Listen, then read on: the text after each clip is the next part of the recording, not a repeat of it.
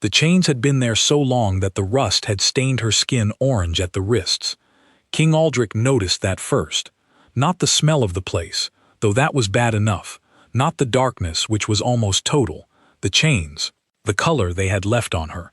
He stood in the entrance of the cellar with 2 of his warriors behind him, and said nothing, because there was nothing to say that would make sense of what he was looking at. The raid had taken 12 minutes.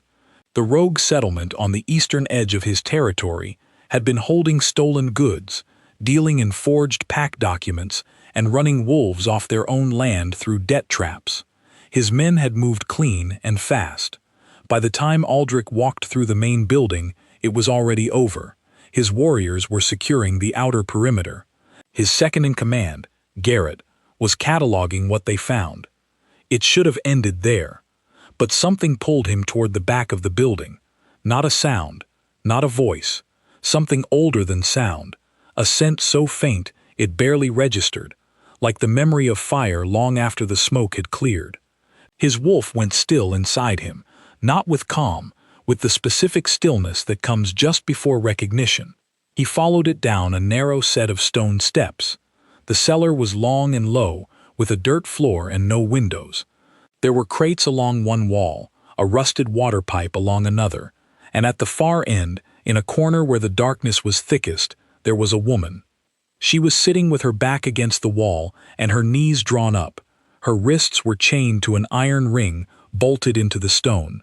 Her hair was long and matted and fell across her face. She was thin in the way that spoke of months, not days. Her clothes were plain and worn through at the elbows. She was alive. He could hear her breathing, slow and careful, like someone who had learned to take up as little space as possible even in the air. When he moved closer, she did not scramble back. She did not make a sound. She simply raised her head and looked at him. Her eyes were dark brown, very calm, the kind of calm that is not peace, but the absence of anything left to lose. His wolf did not growl. It did not posture. It made a sound deep in his chest that he had never heard from it before, something low and almost mournful, and then it went very, very quiet. He knew what it meant. He had been told, as a child, that finding your fated mate felt like a door opening. He had dismissed that as poetry. Now, standing in this dark and ruined place, he understood. It was not romantic. It was structural, like something that had been slightly wrong in him for 32 years, had just corrected itself, quietly, without ceremony, in the worst possible setting. She was his mate. And she was dying. He could see it clearly now, in the way her body held itself, the slight tremor in her hands, the labored quality to her breathing that she was working to hide. Her wolf, he could sense it only faintly, like a candle flame behind thick glass, was suppressed. Not naturally, not by her choice, suppressed by something deliberate and sustained, something that had been done to her over a long period. He crouched down so he was at her level. He did not reach for her. He was not sure she would allow it. "What is your name?" he asked. She looked at him for a long moment. Then she said, "Serena." Her voice was dry from disuse, but it was steady. Whatever else had been taken from her, she had not lost that. "Serena," he repeated. "I am going to get you out of here." She did not say thank you. She did not say anything. She just held his gaze, and he had the distinct impression she was measuring whether he was worth believing. He did not know what she concluded. She looked away before he could tell. He called Garrett down. When his second-in-command saw the chains, saw the state she was in, Garrett's expression went tight in the way it did when he was controlling a reaction. He said nothing either. He just produced the tool that would break the bolt from the wall and went to work. When the chain came free, Serena did not move. She held her hands in her lap and looked at the raw circles on her wrists, as if she was not sure what to do now that the weight was gone. Aldric stood and offered her his hand. She looked at it. Then she looked at him. Then, very slowly, she placed her hand in his. Her grip was weak. She was barely able to stand. Garrett moved to take her other arm, but Aldric was already there, and something in him that had never operated by instinct before decided in that moment that he would be the one to carry her out of this place. He did not analyze it, he just acted. Outside, the evening air was cool. His warriors saw them emerge and went quiet in that particular way, questions held back by discipline. Aldric set Serena down at the edge of the building, on a low stone wall, where she could breathe open air for the first time in what his gut told him was a very long time. She turned her face up toward the sky, her eyes closed. Something in her expression shifted, almost imperceptibly, like the first crack in a wall that is held too long. He gave her a moment. Then he went to Garrett and said quietly, "Who was running this place?" "A man named Olver," Garrett said. "He's not here. Cleared out at least 2 days ago, based on what we're finding inside. Someone warned him. That is what it looks like." Aldric was silent for a moment. He looked back at Serena, who was still sitting with her face turned toward the sky. "How long has she been down there?" "Hard to say," Garrett said. "But the chain rust, the condition of the wall bolts, the state she's in, my guess would be a long time, months at minimum, possibly longer. A long time, in a dark cellar, with a wolf that someone had worked to suppress until it was almost gone." "Get a healer to the palace ahead of us," Aldric said. 2 healers. "Already sent the message," Garrett said. Aldric went back to Serena. She had opened her eyes again and was looking at the sky with the same expression she had given him in the cellar. Not hope exactly, something more careful than hope, something that had been hurt by hope before. "We are going to the palace," Aldric said. "You will be seen by healers. You will be given a room and food and whatever you need." She looked at him. Why? It was a fair question. He was a stranger. She had no reason to trust strangers. He considered giving her the political answer, or the king's answer. He gave her the honest one instead. "Because you are mine to protect," he said, "and I failed at that before tonight. I intend to stop failing." She studied him with those dark, steady eyes. That is a strange thing to say to someone you do not know. "Yes," he said, "it is." She did not press further. He helped her to his horse, and she allowed it, and they rode toward the palace, while the night settled in around them. She was so light in front of him that it made his jaw tighten. The wind carried her scent toward him, faint and smoke-like still, but warmer now, her wolf, struggling. He thought about the chain marks on her wrists. He thought about the person who had run from the settlement 2 days before he arrived. He thought about the fact that someone had known he would come eventually, and had made sure there was nothing left to find except her. He did not think about who that person might be. Not yet. The anger was there, sitting in his chest like a stone, but he would not let it move until he knew exactly where to put it. Serena said nothing the entire ride, but somewhere in the last mile before the palace gates, her head tilted slightly and came to rest against his shoulder. He was not sure she was aware she had done it. He did not say anything about it. He just kept riding. The palace gates opened at his approach, and the torchlight fell across them both. The guards saw their king return from a raid with an unknown woman on his horse, exhausted and chained raw at the wrists, and not one of them said a word. They simply stepped back and let him pass. The healers were waiting in the lower hall.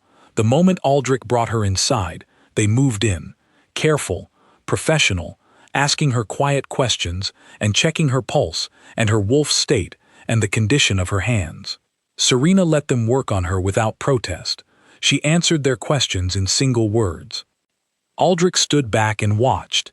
His wolf watched too, alert in a way it rarely was, tracking every movement near her.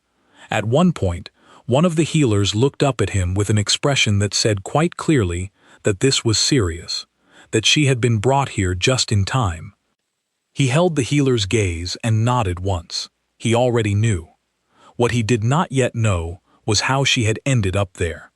What he did not yet know was how far back the thread went and whose hands it would lead to when he finally pulled it all the way to the end. But he would find out. He was patient when he needed to be.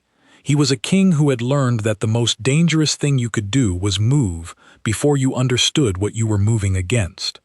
So he waited. He let the healers work.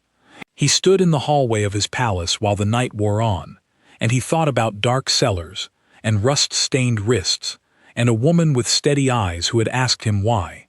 He was going to find out why. And someone, somewhere, already running, was going to answer for it. The healer's name was Clara, and she had served the palace for 19 years. She had seen wolves come in from border skirmishes with bones broken in 3 places. She had treated poisonings and infections and wounds that should have been fatal.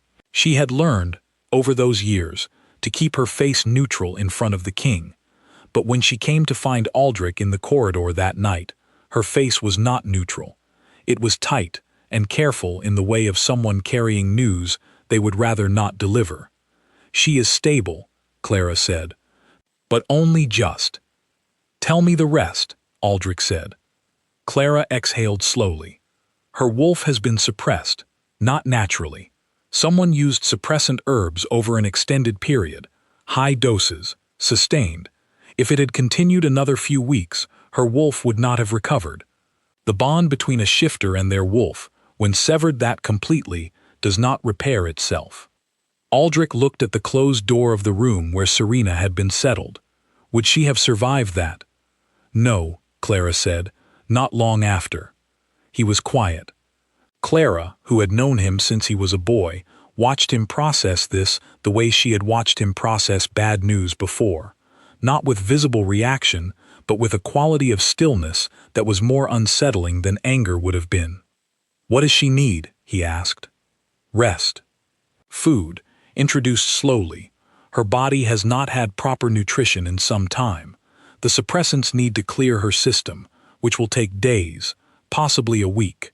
Her wolf will surface on its own once they do, but the process will be painful. She will need someone nearby when it happens. Whatever she needs is available to her." Clara nodded and turned to go. "Clara," he said. She stopped. "The herbs that were used, can you identify the source?" She turned back. "I can narrow it down. The specific combination is not common.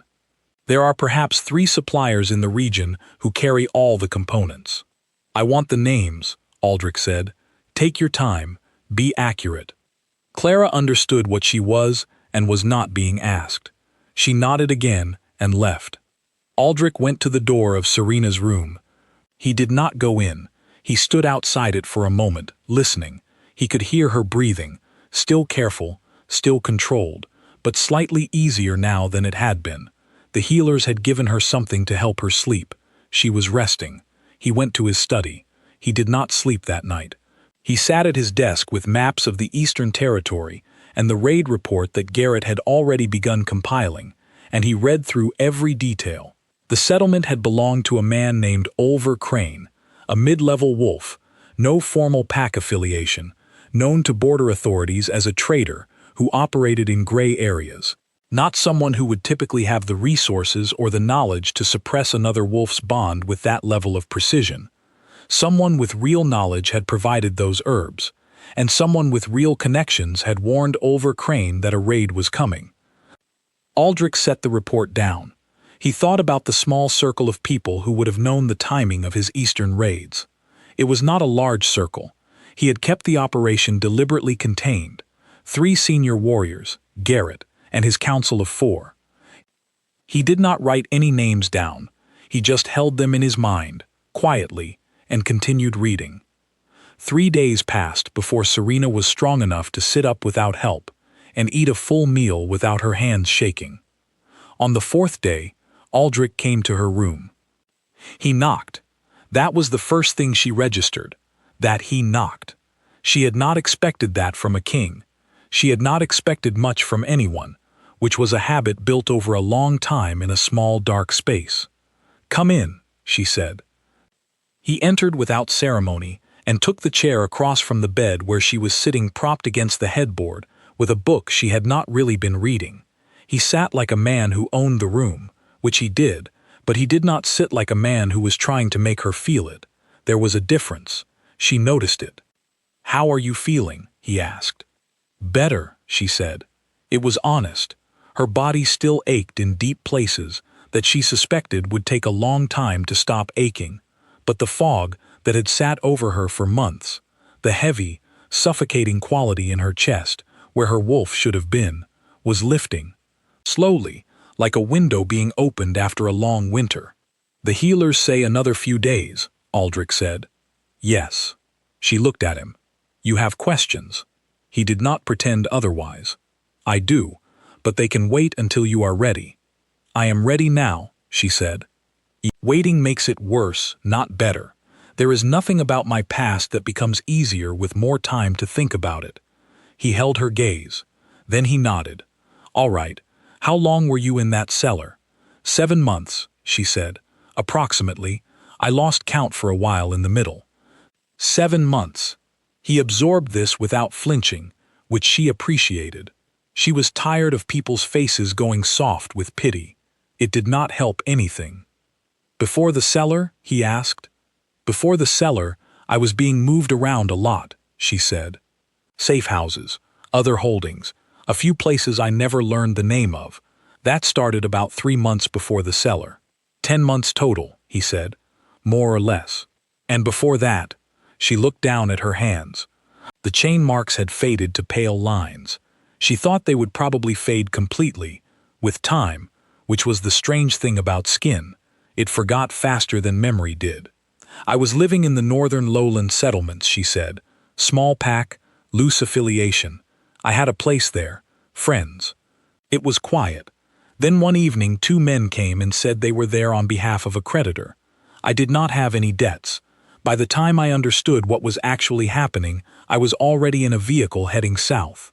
"Did you know the men?" "No, I had never seen them before." "Did they tell you who sent them?" "They told me nothing," she said. "Not then, not later. The people who held me never explained anything. That was part of it, I think. The not knowing. It made it harder to plan, harder to fight." Aldric was quiet for a moment. She watched him, trying to read what was moving behind his eyes. He was not an easy man to read. He had the particular kind of face that had learned not to give things away.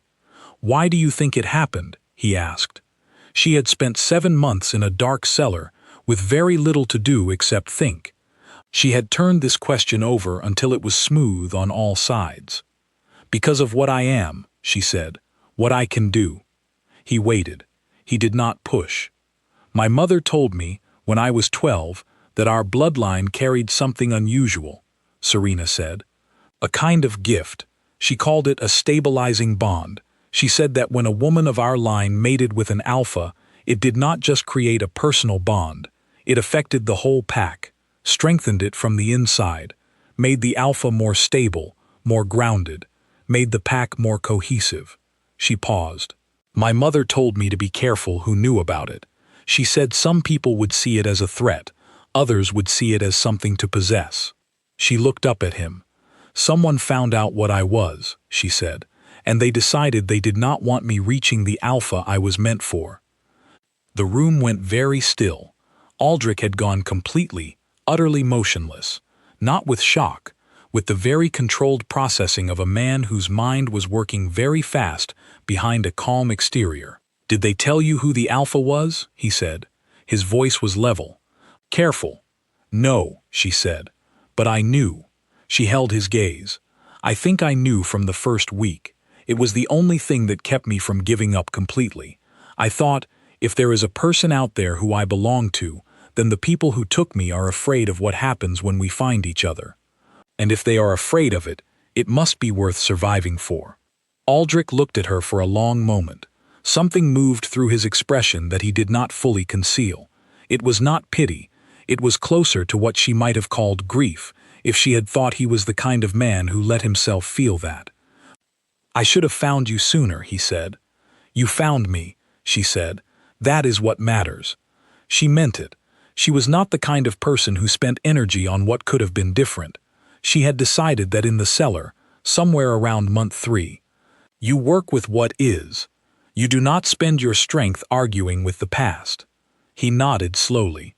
There was something in his face that she thought might stay there for a while, a kind of accounting he was running, privately, that she suspected he was not done with. She was right, though she did not know the specifics yet. That afternoon, Clara came to her room with a gentle knock and a small vial of something that smelled of pine and earth. "For the process," Clara said, "when your wolf starts to come back, it will be uncomfortable. This will take the edge off." Serena accepted it. "Will it happen soon?"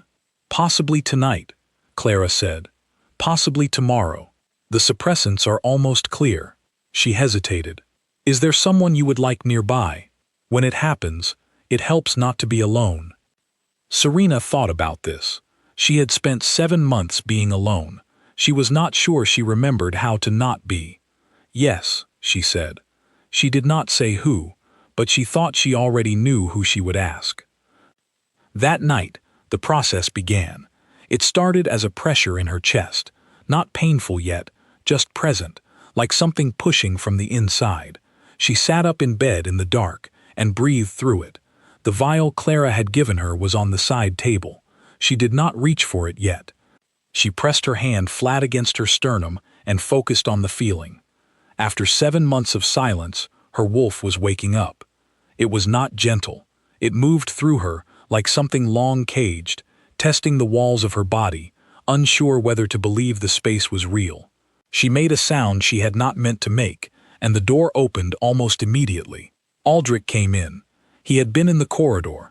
She understood this without being told. He had positioned himself there in case she needed something and did not want to call out. He crossed the room and sat beside the bed. "It is all right," he said quietly. "Let it come." She looked at him. Her eyes were watering from the pressure of it, and she was angry at herself for that, because she did not cry in front of people. It was a rule she had kept for a long time. But her wolf did not care about her rules. Her wolf had been silent for 7 months, and it was done being quiet. He did not look away. He did not try to touch her. He just stayed there, solid and steady, while the storm moved through her. It took about an hour. At the end of it, she was exhausted, and her hands were trembling, and her wolf had settled into a deep, warm, aching presence in her chest that felt like blood returning to a limb that had gone to sleep. She exhaled, a long, slow exhale. "There," Aldric said. She almost laughed. It was such an understated word for what had just happened. She did not laugh, but she felt something loosen in her chest that was not her wolf. She looked at him and said, "Thank you." He gave a slight nod. Then he said, "Sleep. We will talk more tomorrow." He moved to leave. "Aldric," she said. He stopped. "Someone in your court knew I was there," she said. "Someone who knew your raid schedule." He turned back. His expression did not change. "I know," he said. "You are already looking." "Yes." She held his gaze.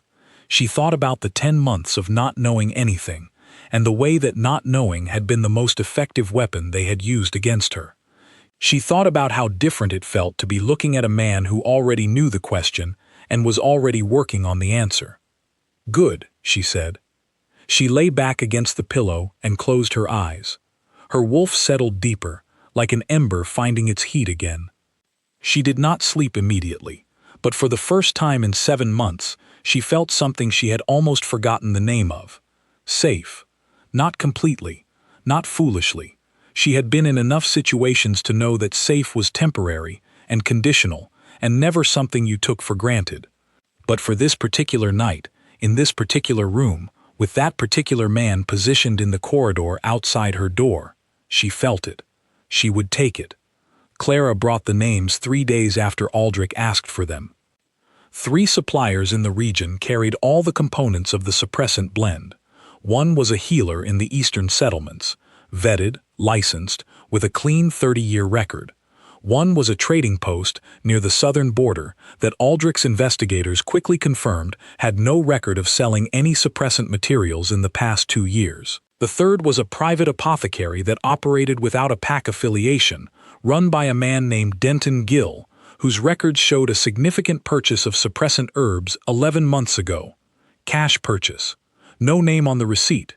But Denton Gill had a memory. When Garrett's men reached him quietly, he remembered the transaction clearly, because it had been unusual, not the amount purchased, but the person purchasing. He had thought it strange at the time, because the person who came to buy had not been the type of person you expected to see in that kind of shop. Educated, well-dressed, wore a ring with a specific crest on it. Garrett brought the description to Aldric personally and closed the door of the study behind him. He described the crest, Garrett said. He set a piece of paper on the desk. I had it drawn up. Aldric looked at it. He did not move for a long time. The crest on the paper was one he knew. He had seen it on correspondence, on formal documents, on the sleeve of a jacket worn at every council session for the past 6 years. It belonged to a man named Councillor Harlan Voss, senior council member, head of internal affairs, and one of the 4 people who had known the timing of the Eastern raid. Aldric looked at the crest for another moment. Then he folded the paper carefully and set it in the top drawer of his desk. "Is the source reliable?" he asked. "Gil had no reason to make it up," Garrett said. "He did not know who we were when we first approached.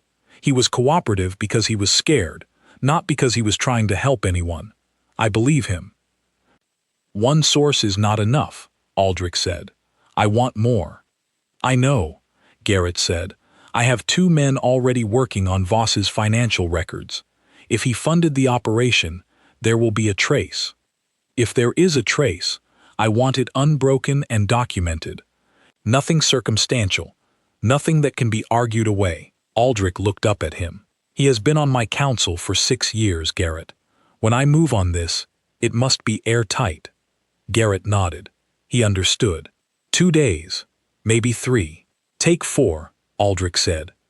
"Do it right." After Garrett left, Aldric remained at his desk. He did not pick up any other documents. He did not continue with the 17 other things that required his attention that day. He sat with it. Harlan Voss. He had appointed the man himself. He had listened to his counsel, trusted his analysis, brought him into conversations that mattered. He had thought, over 6 years, that he understood who Voss was. A man of political ambition, yes, but contained, controlled, someone who operated within lines. The lines Voss had crossed were not political ambition. They were something else entirely. Aldric thought about Serena in a dark cellar for 7 months. He thought about a cash purchase of suppressant herbs 11 months ago. He thought about Oliver Crane clearing out 2 days before the raid. He thought about the kind of careful, deliberate planning that went into all of it. The years of intelligence someone had needed. The knowledge of what Serena was. The foresight to move against her before she found her way to him. Someone had known what she was before he did. Someone had understood, long before Aldric ever walked down those cellar stairs, what a mated pair like them would mean for the pack. Someone had been afraid of it. He spent the next 4 days doing exactly what he always did. Councils, correspondence, border reports, decisions that required a king's attention. He was present for all of it. He gave no indication that anything had changed. He also visited Serena every evening. She was healing fast, now that her wolf was back. The trembling in her hands had gone within 2 days. The hollowness in her face was filling out. She moved through the room with more confidence each day, and on the 3rd evening he arrived to find her standing at the window rather than sitting in the bed, looking out at the palace grounds with an expression he had not seen from her before. Curiosity. "There is a garden," she said, when she heard him come in. "There is," he said. "I have not been in a garden in over a year." "You can go when you are ready," he said. "Whenever you would like. The palace is open to you." She turned and looked at him. "Even the restricted areas?" He held her gaze. "Within reason." "That is a very king's answer," she said. "I am a king," he said. "It is the answer you get." Something that was almost a smile moved at the corner of her mouth. It was brief, and she clearly had not planned it, and it was gone almost immediately. But he saw it. He sat down, and she came and sat across from him, and they had the kind of conversation they had been having each evening. Not about the investigation, not about her past, just about ordinary things, what she had been reading, what the palace's food was like compared to the lowland settlements, whether she had slept. He had started doing this deliberately, because he understood that people who had been in survival mode for a long time could not always step directly from crisis into calm. You had to create ordinary moments and let them accumulate. On the fourth evening, she brought it up herself. "You have found something," she said. He paused. "What makes you think that?" "Because you are sitting differently," she said. "You came in tonight, and you were more controlled than usual. Not more relaxed, more controlled. There is a difference. You are holding something in." He looked at her.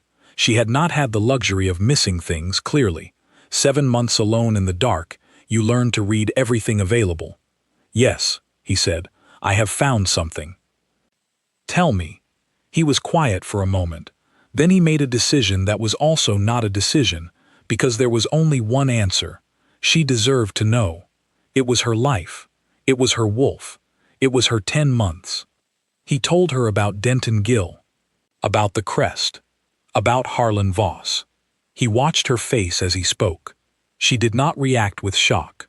Her expression went very still, in the way it did when she was thinking clearly and fast, and she held his gaze throughout. When he finished, she was quiet for a moment. "He is on your council," she said. "Yes." "He has been there for 6 years." "Yes." "And in those 6 years, did he ever do anything that—" She stopped, rethought. "Was there anything you look back on now that feels different?" It was exactly the right question. It was the question he had been turning over for 4 days. "There was a border negotiation 3 years ago," Aldric said slowly. "The Eastern Territories. I wanted to extend our formal pack boundary further than Voss recommended. He argued strongly against it. I overruled him, but he continued pushing for a compromise, and eventually I made a concession." He paused. "The area I conceded is approximately 2 miles from where the Crane settlement was located." Serena looked at him. He kept that area ungoverned deliberately. "That is my current reading. To have somewhere to put me," she said. It was not a question. She said it the way you say something when you have been thinking it for a while and it has just been confirmed. "Or others like you," Aldric said. "We do not know yet whether you are the only one." That landed. He saw it on her face. The brief, sharp intake of breath, the realization that this might be larger than her own story. Then her jaw set, and she was steady again. "What happens to Voss?" she asked. "When the documentation is complete, he will be removed from council and held for formal judgment," Aldric said.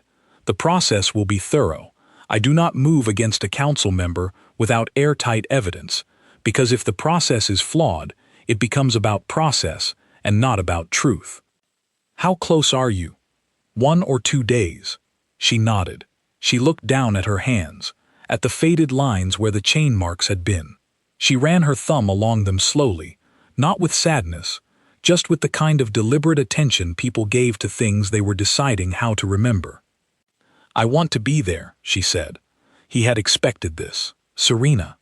"I am not asking as a favor," she said. "I am telling you what I intend. When you remove him, I want to be in the room. I want him to see me standing there. I want him to understand that his plan did not work." Aldric looked at her. He had prepared an argument. He had several reasonable points about her safety and her recovery and the political complexity of introducing her to the court before things were settled. He looked at her face and decided none of those arguments were going to work. "You will stand beside me," he said, "and you will not engage with him directly." "Agreed," she said, immediately and without hesitation, which told him she would have agreed to almost any condition as long as the core of the request was granted. He almost smiled. The documentation came on the 5th day. Garrett laid it on the desk. Financial transfers, 3 of them, over a period of 2 years, from an account linked to Voss through 2 shell structures that his investigators had patiently dismantled. The money led to Oliver Crane.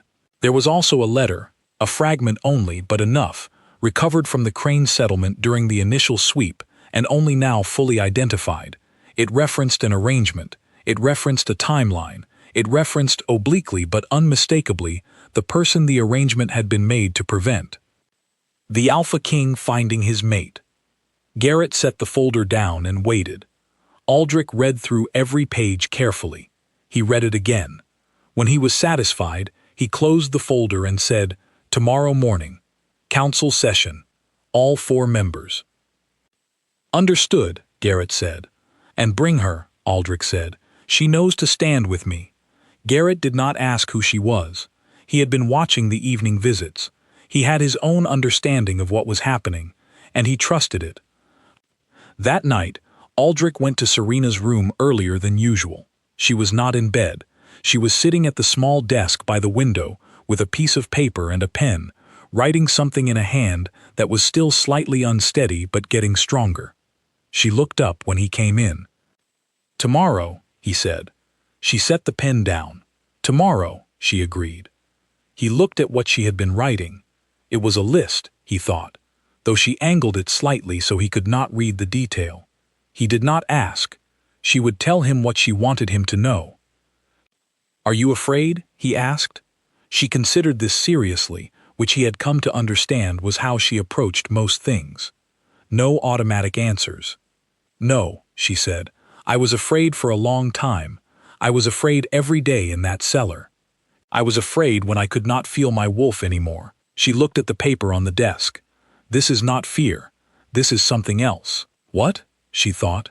"A long time coming," she said. He sat on the edge of the chair near the door.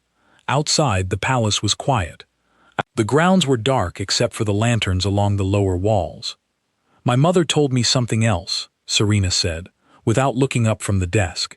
"When she told me about the gift, she said that the women in our bloodline who found their mates and sealed the bond, they became something neither of them had been individually. That it was not about what the woman gave to the alpha, or what the alpha gave to the woman. It was what they became together." Aldric was quiet. "I did not understand what she meant when I was 12, Serena said. "I am starting to understand it now." He looked at her.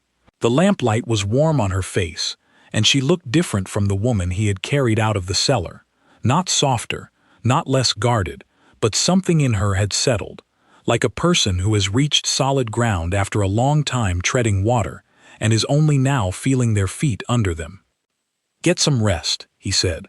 "Tomorrow requires you at full strength." "I know," she said. She met his gaze, and in hers there was something steady and certain and unafraid. "I will be." He believed her. He went back to his study and sat in the dark for a while, not reading anything, not reviewing anything, just sitting with the weight of what was coming and the particular kind of clarity that arrives when you have all the pieces and you know exactly what you are going to do with them. Harlan Voss had spent 6 years at his table, had eaten at his feasts, discussed strategy, offered counsel. He had attended every event and anniversary and formal occasion that a senior council member attended. He had been trusted. And behind all of it, he had been running a quiet, patient operation designed to ensure that Aldric never found what was meant for him. Because a king with a fully bonded mate, with the specific gift that Serena carried, was a king whose power could not be easily managed or manipulated from within the council. Voss had been afraid of being made irrelevant, so he had tried to make Aldric incomplete.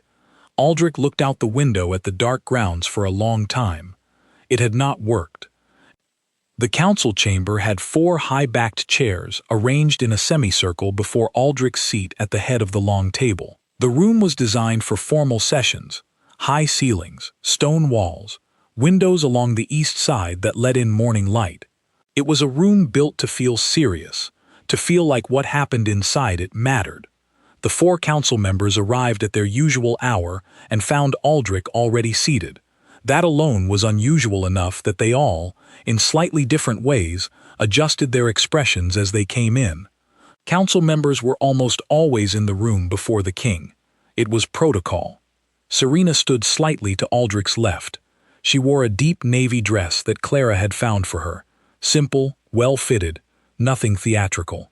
Her hair was down. She stood with her hands at her sides and her wolf steady inside her, warm and present, and she watched the council members enter with the focused attention of someone who had spent a long time with nothing to do except learn to observe. She identified Harlan Voss immediately. She had no photograph, no description. She identified him by the ring. He was a tall man, broad-shouldered, in his mid-50s, with a face built for authority, square jaw, steady eyes, the kind of face that had probably worked well in rooms like this one for a long time.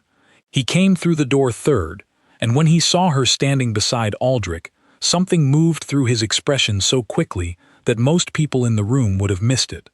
Serena did not miss it. She held his gaze. She did not look away. He looked away first. The other 3 council members took their seats with varying degrees of puzzlement. No one spoke. Aldric did not begin immediately. He waited until everyone was settled and the room was fully quiet. "Thank you for coming," he said. His voice was even, conversational, the tone he used when he wanted people to hear the content, not the delivery. "I have called this session because of information that has come to light over the past week regarding the Eastern raid and certain events that preceded it." He looked around the table slowly. 4 faces, 3 of them with the careful attention of people who did not yet know where this was going. One of them utterly, deliberately still. Garrett entered from the side door and placed a file in the center of the table. "Over the past several days," Aldric continued, "my investigators have traced the source of a sustained suppressant campaign conducted against a member of my pack who was held against her will in the Eastern Territory. The campaign was funded through a series of financial transfers, which have been documented. The transfers lead to an apothecary purchase made 11 months ago. The purchase was identified by a witness, and the financial structure, when unwound, leads back to this council." The room was very still.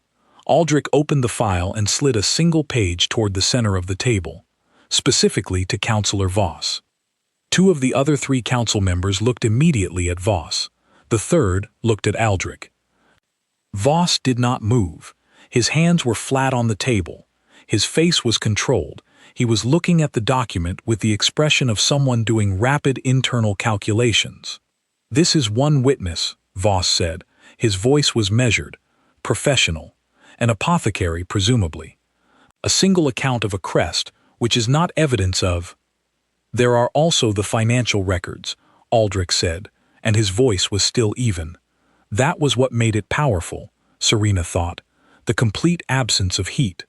Like someone who had already decided and was simply informing. 3 transfers. Documented. 2 shell structures that have been formally dismantled and traced, and a letter fragment recovered from the Crane settlement, which references an arrangement and a timeline. He paused. "Would you like to read it?" Voss said nothing. "You also recommended against extending the eastern boundary 3 years ago," Aldric said, "and when I overruled you, you pushed until I made a concession. The area of that concession is 2 miles from where the settlement was operating." He picked up another page. "The concession was formally documented in council minutes." He set it down. "Your name is on the recommendation." The room was quiet enough that Serena could hear the distant sound of the palace grounds outside. A bird, wind in the stones. Voss looked up from the table and met Aldric's gaze. Something in his face changed, not breaking, not crumbling, but shifting into something more honest. He had clearly understood, at some point in the last 3 minutes, that there was no path through this that involved denial. "She would have made you impossible to manage," Voss said. His voice was still steady. He was a man who believed his own reasoning, which was, Serena thought, the most dangerous kind of person. "You do not understand what you are, Aldric. You are effective because you are clear-headed. You are clear-headed because you are not beholden to anything. A fated bond with that bloodline." He glanced toward Serena. "It does not enhance a king. It anchors him, makes him predictable. You cannot lead a pack if you are wrapped around a single person." Aldric looked at him. "You spent 6 years on my council," Aldric said. "In that time you formed an opinion of what kind of leader I should be, and decided it was within your authority to enforce it." He leaned forward slightly. "You took a woman from her home, suppressed her wolf for 10 months, and left her to die in a cellar, Because you disagreed with what kind of king I might become." Voss held his gaze. "I did what was necessary for the pack." "No," Aldric said. "You did what was necessary for your seat at this table." He looked at the two guards who had been standing at the far wall throughout the session. They moved forward. "Harlan Voss," Aldric said, "you are removed from this council effective immediately and placed under formal hold, pending judgment by the full Elder Tribunal. The charges are unlawful detainment, sustained harm to a pack member, corruption of council authority, and operating against the welfare of the Alpha's bond." Voss rose from his chair. He did not struggle. He had enough dignity for that. He looked at Aldric once more, and then, briefly, at Serena. She met his gaze. She had thought, over many months in that cellar, about what she would say if she ever stood in front of the person responsible. She had drafted speeches in her head to pass the time, long and detailed speeches full of everything she had endured. She had polished those speeches over months. She said none of them now.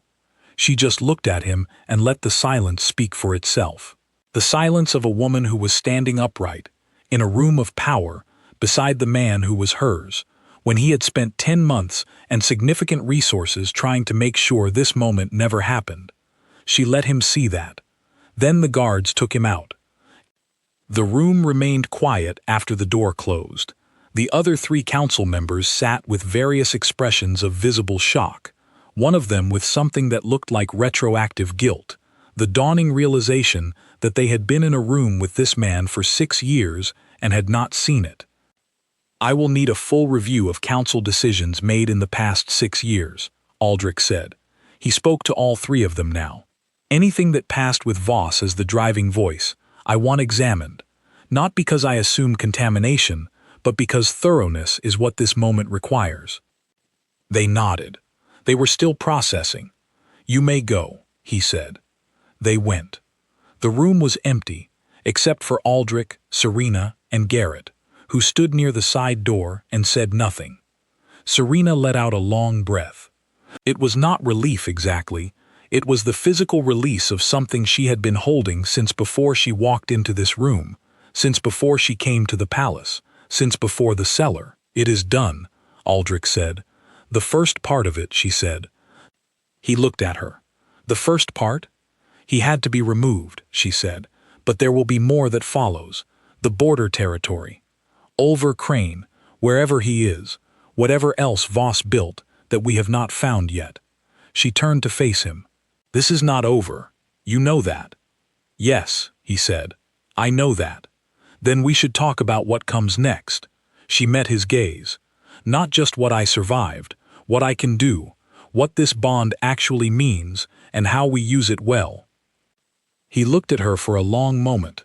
There was something in his expression that she was starting to learn, a quality of attention that he gave to things and people that he considered worth his full consideration. He did not give it easily. He was giving it to her now. "You said your mother told you that the bond changes both of you," he said, "that you become something neither of you was separately." "Yes?"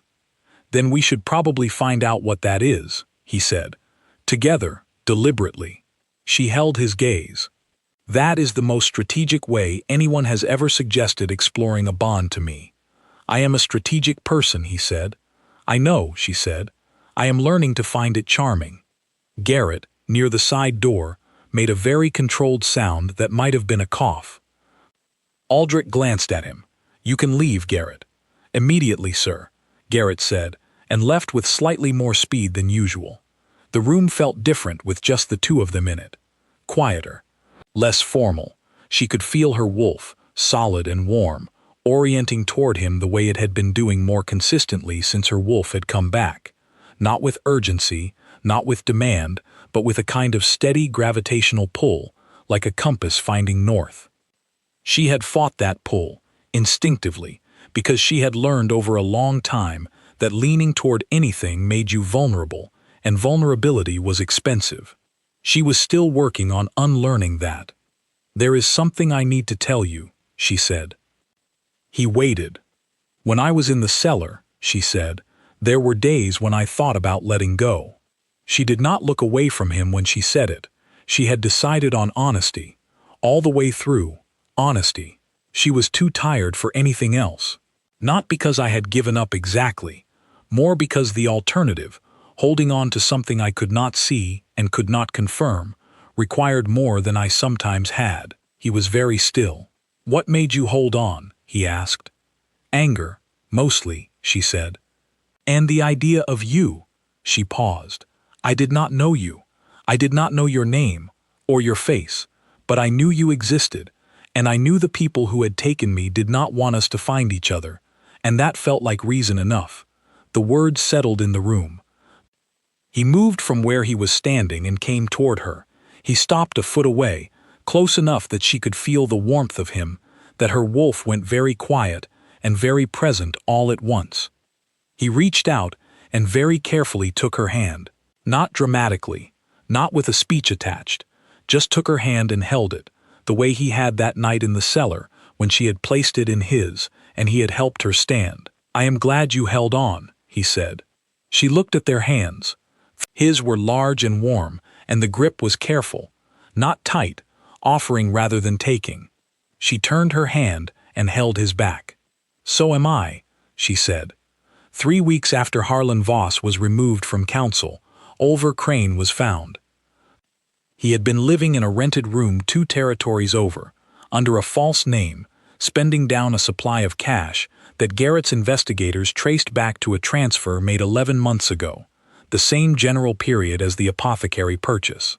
The connection was clean enough to be added to the growing file on Voss, which was now substantial and growing more organized by the day. Crane did not run when they came for him. He was a pragmatic man, apparently, and he had spent the past weeks understanding that the walls were closing and choosing to meet them standing rather than in flight.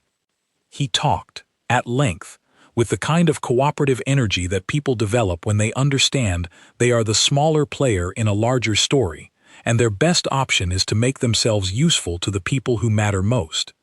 He confirmed the connection to Voss. He confirmed the timeline. Serena had been targeted 11 months ago, moved 3 times in the first month before being settled at his location. He confirmed that he had received warnings about the raid because Voss had a contact in the Border Watch, a young officer named Petra Cole who had been passing information in exchange for debts cleared. Petra Cole was picked up quietly 2 days later. She was 26. She had not known what the information she passed would be used for. She had understood she was helping someone avoid a raid. She had not understood that there was a woman in a cellar connected to all of it. When Garrett's team showed her the full picture, she went pale and did not speak for a long time, and then she gave them everything she remembered about every interaction with Voss's intermediary over the past 18 months. Serena was told all of this. Aldric made a point of telling her everything, piece by piece, as it came in. He did not filter it or protect her from any of it. She had told him early on that not knowing things was the weapon that had been used against her most effectively, and he had understood immediately and without needing it explained twice. She appreciated that more than she had words for. The tribunal process for Voss took 6 days. The elder tribunal consisted of 5 senior wolves from outside the pack, neutral arbiters, brought in specifically so that no one could argue the proceedings were contaminated by loyalty to the king. Aldric sat in on the sessions not as a participant, but as a witness. Serena sat beside him. Voss presented his defense with the composure of a man who had spent 30 years in rooms like that one and knew how they worked. His argument rested on intent, that everything he had done had been in service of the pack's stability, that his assessment of the risks posed by the bloodline bond had been a legitimate strategic judgment, and that while his methods had been wrong, his motivations had been genuine. The tribunal listened to all of it. They asked detailed questions. They read the documentation twice. They deliberated for 4 hours. Their finding was unanimous. Voss was stripped of his counsel position formally and permanently. He was fined at the maximum level permitted by pack law and required to contribute the equivalent to a formal reparations arrangement, funds directed specifically to the border territories that his maneuvering had kept deliberately ungoverned, for the development of proper infrastructure and oversight. He was removed from the PAC's official record of council service and placed on a supervised residency for a period of no less than 5 years, during which he could not hold any advisory, administrative, or political position within any PAC structure. He was not imprisoned. PAC law did not permit imprisonment for this category of offense, and Aldric had not argued for it. He had argued for the record, the permanent, documented record, and for the conditions that would follow Voss for the rest of his life. When the finding was read aloud and the tribunal rose to leave, Voss looked at Aldric across the room for a moment. His expression was unreadable, but his eyes were tired. Whatever he had expected from the morning he first put his plan into motion, this was not it. Aldric did not look at Voss during the reading. He looked at Serena. She was watching the tribunal, her face composed and still, and when the finding was complete she closed her eyes for exactly one breath and then opened them again. He had learned what that one breath meant. It was the way she processed things she did not want to perform for an audience. Private moments, contained so efficiently that only someone paying close attention would catch them. He was paying close attention. He had been paying close attention to her for 3 weeks, with the focused interest of someone who understood they were learning something they would be learning for a very long time. She was not easy to know. She did not offer herself readily. She answered questions honestly, but rarely volunteered information, and when she did, it was in small, considered doses. A piece of her past here, an opinion there, a glimpse of something that might have been humor under the right conditions.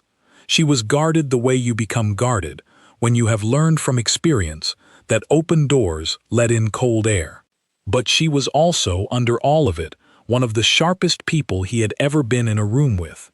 She read situations the way he read battle maps, with the particular clarity of someone who had learned to identify threat vectors early, which translated cleanly into an ability to identify opportunity vectors just as quickly.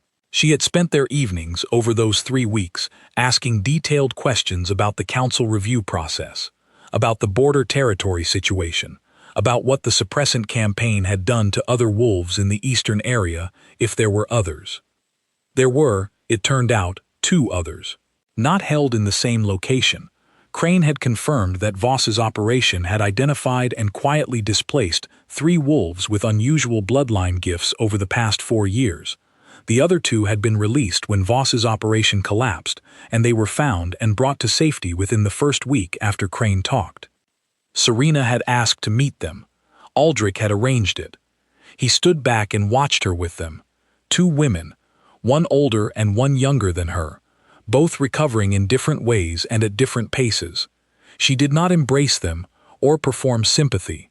She sat down with them and talked to them the way she had once described hating to be talked to, directly, without wrapping things in softness they did not need.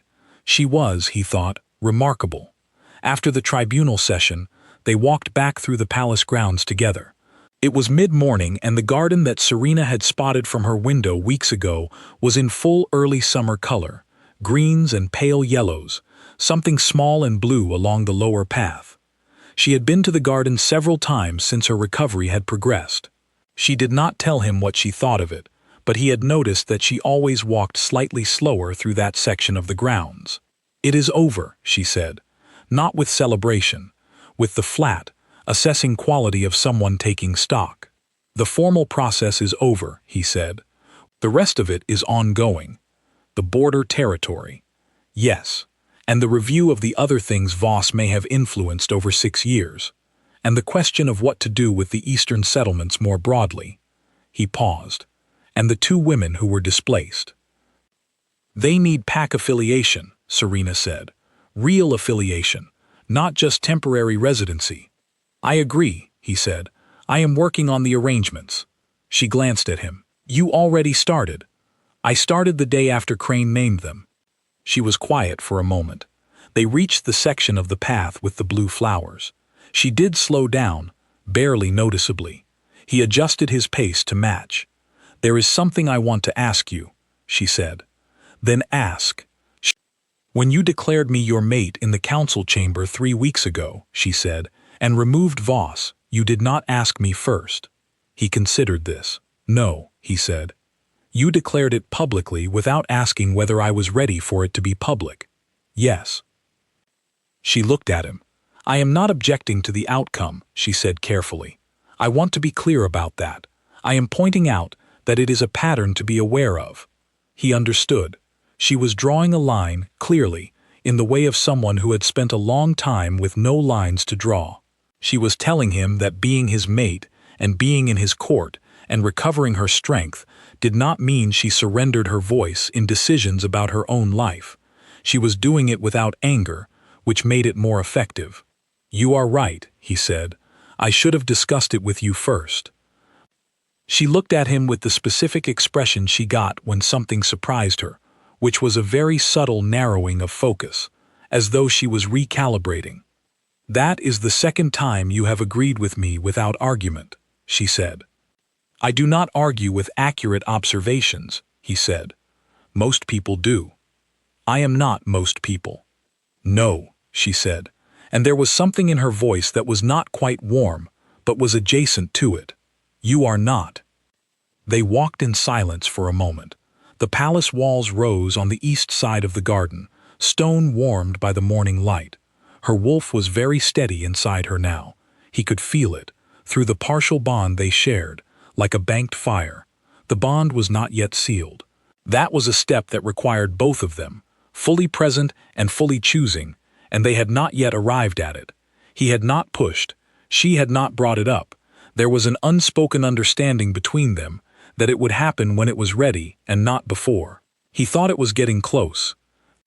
I want to tell you something, Serena said. He waited. 3 weeks ago, when you walked out of the tribunal and took my hand in the corridor, without thinking about it, just as a reflex, I almost pulled away. She kept her eyes on the path as she spoke. Not because I did not want it, because wanting it scared me more than not having it did. I have spent a long time being someone who does not need things. It is safer that way. He said nothing. He knew how to be quiet when quiet was the right thing. I did not pull away, she said. I know, he said. I am going to keep not pulling away, she said. But I am telling you, it is a choice I am making, not a default. I need you to understand the difference. He stopped walking. She stopped, too, and looked at him. He looked at her, this woman who had survived 10 months of deliberate erasure with her spine intact and her mind sharper than most people he had known in comfortable circumstances. Who had asked him why when he promised to protect her? Who had said a long time coming when she described what Voss's removal meant to her? Who had written a list on a piece of paper the night before the council session and angled it so he could not read it, and he had not asked, because some things were hers? I understand the difference, he said. Good, she said. She held out her hand. Not the way she had in the cellar, weak and unsure. This time it was deliberate, open. She was offering. He took it. They stood in the garden for a moment, just that. No ceremony, no audience, no declaration. Her wolf moved in her chest, warm and certain, and reached toward his through the partial bond between them. Not demanding, just present. His reached back. The space between them shifted in that particular way it had been building toward, like a door not yet open but with the latch turned. She felt it. He felt it. Neither of them rushed it. That evening, Aldric formally addressed the full pack through a gathering in the main hall, something he did periodically for significant decisions, because he believed in telling his people things directly rather than letting rumor construct the version first. He spoke about the Eastern Territory. He spoke about the border oversight reforms that would begin immediately. He spoke about the 2 women who had been found and welcomed into the pack's formal community. He spoke briefly about Voss, not with drama, just with clarity. And then he said that he had found his fated mate. He did not describe what she was, or what she carried, or what her bloodline meant. That was not the point. The point was simply that she existed, that she was here, and that she was his. Serena stood beside him on the low platform at the front of the hall. She had known he was going to say it. He had told her this morning, asked her directly, waited for her answer. She had looked at him for a long moment and then said yes. She had not dressed for theater. She wore what she wore. She stood the way she stood. The hall was full of people looking at her with varying degrees of curiosity, and she met their curiosity with the steady, unhurried gaze of someone who had long since stopped spending energy on what people thought of her. Some of them she could already read, the ones who were genuinely glad, easy, open, nodding, the ones who were uncertain, calculating, waiting to see how this developed, a small number whose expressions were careful in the way of people deciding how to react. She catalogued all of it without changing her own expression, because she had learned in the past weeks that this court would be reading her as much as she was reading it, and she did not intend to perform anything for them. She would simply be herself, consistently and without apology, and over time they would learn what that meant. After the gathering, as the hall emptied and the noise settled into the low murmur of groups breaking apart, an older woman approached them. She was broad-faced and direct, with gray in her hair and the bearing of someone who had been important in this court for a long time and was comfortable with it. "Eleanor Ward," she said to Serena, "I have been on the PAC's Community Council for 14 years. I wanted to say, for what it is worth, that what happened to you should not have happened, and I am glad you are here." Serena looked at her. "Thank you." "I also want to say," Eleanor continued, with the specific tone of someone moving from pleasantry to business, "that when you are ready, I would like your input on the eastern border communities.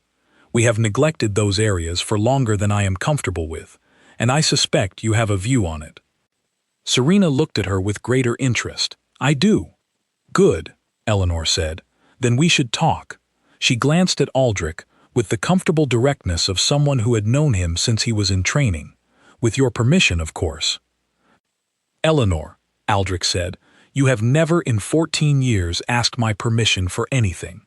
"No," she agreed pleasantly, and moved away. Serena watched her go. "I like her," she said. "Everyone likes Eleanor," Aldric said. "Or they are afraid of her. Sometimes both." "Which one are you?" "Both," he said. At different times. She felt something that was unmistakably amusement move through her chest, and this time she did not contain it completely. It came out as a small, genuine sound, brief but real, and she did not apologize for it. He looked at her with an expression she had not seen from him before, something quiet and full, held back only because the hall still had people in it. Later, when the hall was empty and the torches had burned low and the palace had settled into the quiet of late evening, they sat in the garden. The blue flowers were gone now in the dark, but she knew where they were on the path. She felt the bond between them, the partial connection that had been growing and building for weeks, and she felt it reach a kind of threshold, like water that has been almost boiling and is now simply, finally, there. She looked at him. He looked at her. "I am ready," she said. He did not ask if she was sure. He understood that when she said a thing, she had already done the work of being sure. The bond sealed, not with noise or spectacle, with the specific rightness of something that has been incomplete for a long time becoming whole. Her wolf rose in her chest, fully and without hesitation, and she felt it meet his in a way that was nothing like she had imagined in the cellar, on the worst days, and everything like she had imagined on the days she had refused to stop believing. She sat with it for a moment, just the feeling of it. He sat with her. Outside, the palace grounds were dark, and the garden was quiet, and the walls that Harlan Voss had spent 6 years fortifying around a lie were just stone now, ordinary stone, holding up the building where a king and his mate were beginning to understand who they were when they were together. It was not soft, what they were. It was not simple. She was a woman with lines drawn clearly, and walls that still needed time to come down, and a list in her own handwriting of things she had survived, and things she still intended to do. He was a king who had spent 32 years being exactly what was needed, and was only now discovering what was wanted. They were, both of them, at the beginning of something the ending of which they could not see. She decided she was not afraid of that. She had survived the alternative.